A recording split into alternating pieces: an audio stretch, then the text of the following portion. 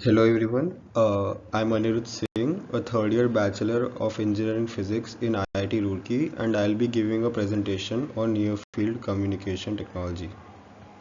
So, Near Field Communication is a wireless technology that works by sending and receiving radio waves, typically operating at a frequency centered at 13.56 MHz, often referred to as High Frequency Radio Frequency Identification Range. NFC operates on the principle of inductive coupling. This essentially involves the reader device generating a magnetic field by passing an electric current through a coil. When a tag with its own coil is brought nearby, the field induces an electric current within the tag, which then is further processed to receive the data. Data transfer communication happens between two NFC-enabled devices based on the inductive response of one device to being probed by the electromagnetic field of another. The device being interacted with can be either active, meaning it is powered externally by a battery within its circuit itself, and act as both a reading-writing device in principle, or it can be passive, where the reading device provides power to the NFC tag through radio waves, which then acts as a transponder and transmits its data. Near-field communication works in three modes of communication: card emulation mode, peer-to-peer mode, and reader or writer mode. Interaction between the two devices involved is initiated by the reader device, which induces a magnetic field in the other device, whose value is based on the mutual inductance of the two devices. The other device responds to this wave signal and transmits a signal based on the internal circuitry of the device, which can be modeled to access stored data, or also it could be an active device, for example, a smartphone which processes the received signal and responds as it is programmed. In peer-to-peer mode, actual data transfer happens between the two devices. Data is sent from one device to another, whilst the other is in listening mode and only receives the data at this time. So both active devices generate radio waves alternatively at the carrier frequency of 13.56 MHz, using which information and files are shared. Reader or writer mode, we access data stored in a tag from a reading device. The device transmits data which stored in radio waves to the NFC tag and reads or writes data.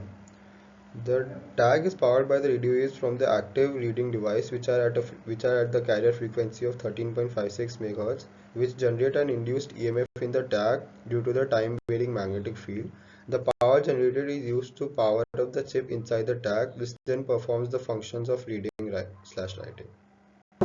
Figure shows a typical NFC tag where the antenna is just a few turns of metal traces, which are the rectangular metal traces on the tag, on which the IC is mounted, and the whole setup is then placed on a plastic inlay.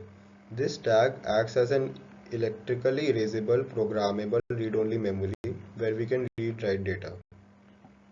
Card emulation mode, a device such as smartphones acts as a passive smart card and does not generate its own radio waves and only responds back to any reading device in a similar manner to any card or NFC tag with stored information. The following figure shows how data is modulated and transferred between the reader and the card. The block diagram showing the various components of an NFC card being read. The figure 1 here shows a typical reader circuit. Figure 2 over here shows how the bits are modulated into radio waves. And figure 3 over here shows how the data is transmitted between the two devices.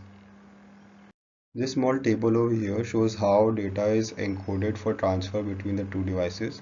There is a start pulse which is sent through the radio waves, and then the 8 bits are sent in sequence.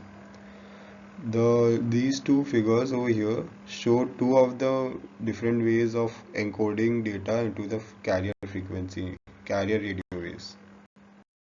NFC has large implications across many platforms which are becoming increasingly prevalent. It can be used as an extension of a sensor, whereby one can measure any reading such as temperature, humidity, or even pulse rate of a person by simply tapping a reader onto the NFC tag, thereby which has a very low access time and thus a quick response.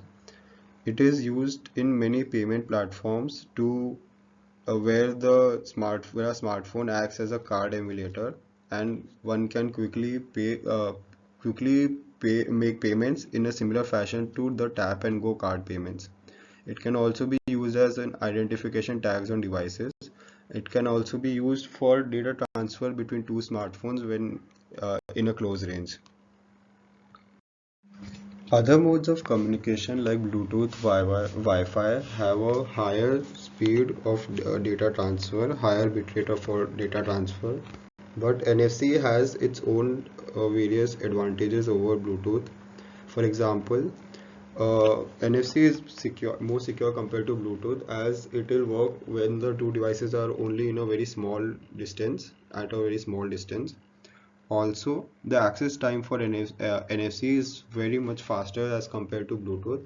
So, setting up Bluetooth requires a lot of time, which can instead be done by by making a connection through NFC and then sending data over Bluetooth, which would be an efficient way of data transfer.